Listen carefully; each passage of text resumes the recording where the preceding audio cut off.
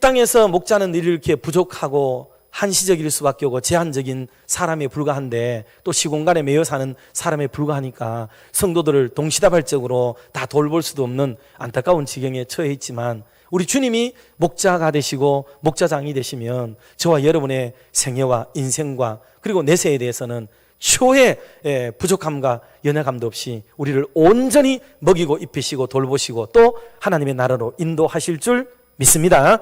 이게 주님이 우리의 목자가 되시는 것은 그런 면에서 놀라운 일이죠. 그래서 시편 기자는 그러면 주님이 목자가 되시면 어떤 좋은 일이 일어나는가를 두세 가지를 얘기했는데 일부에서 시간상 두 가지만 말씀을 드렸기 때문에 두 가지만 말씀을 좀 드리려고 합니다. 첫째는 부족함이 없게 된다 그랬습니다. 부족함이 없다.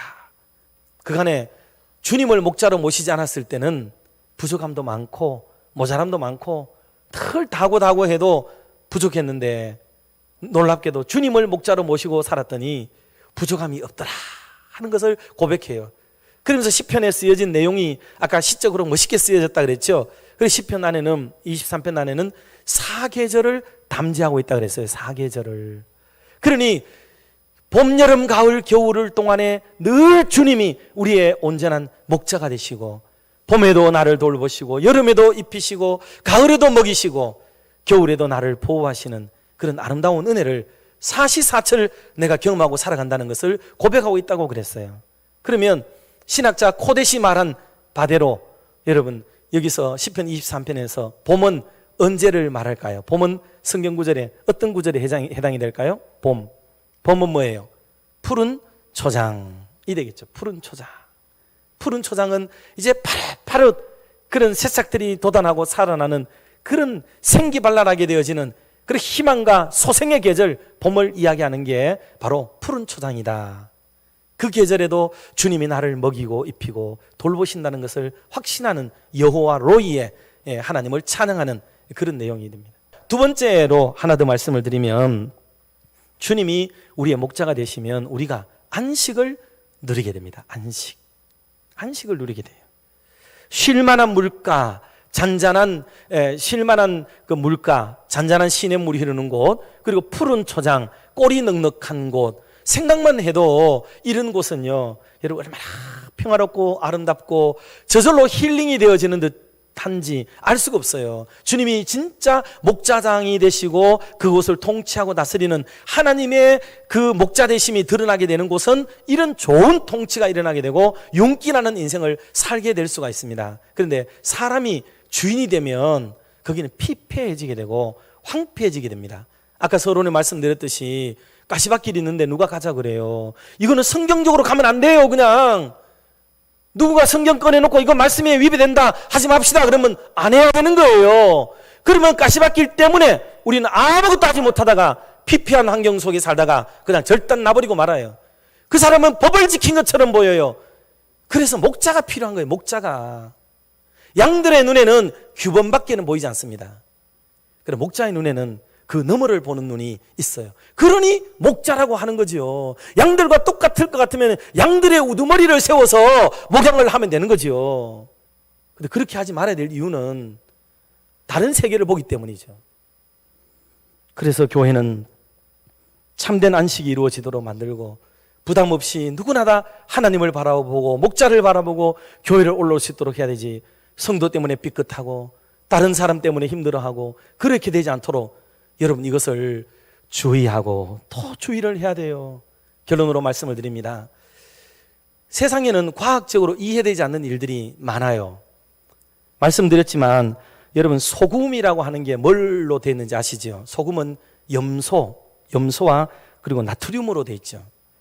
그런데 이 두 가지를 섭취를 하지 않으면 사람이 죽죠. 소금은 일정량 먹어야 됩니다. 그런데 이 두 가지를 따로 먹으면 독약입니다. 따로 먹으면 즉사합니다. 사람이 나트륨을 따로 먹고 염소를 따로 먹으면 사람은 대부분 죽어요. 그런데 이 둘이 조화를 이루어서 만들어낸 소금은 이상하게도 먹어도 죽지도 않을 뿐만 아니라 이걸 먹어야 사람이 산다는 아이러니한 문제예요. 이거는 과학 선생님도 해결을 못해요.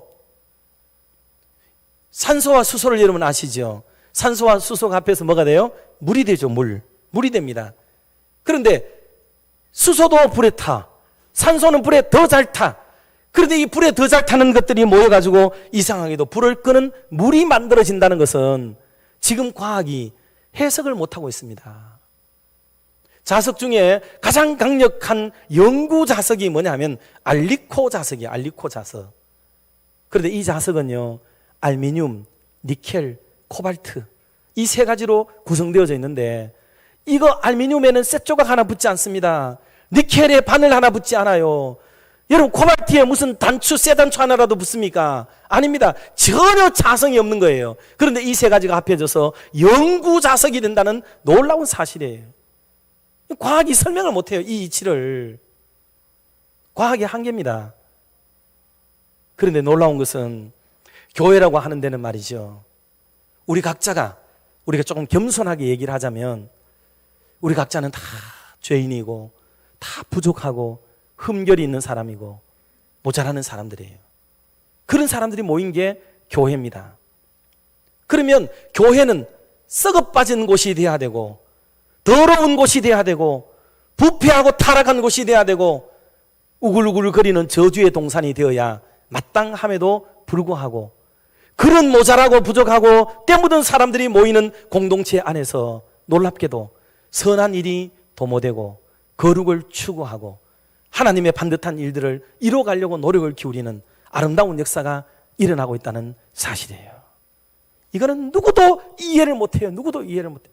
그래서 우리는 입만 열면 죄인입니다 하는데도 알고 보면 거룩을 추구하고 경건한 예배를 올려드리고 이 거룩한 삶을 살아가려고 발버둥 치는, 이게 앞뒤가 모순된 것 같지만은 이거는 정상적인 사관으로는 이해할 수 없는 일들이 이 속에 벌어져요.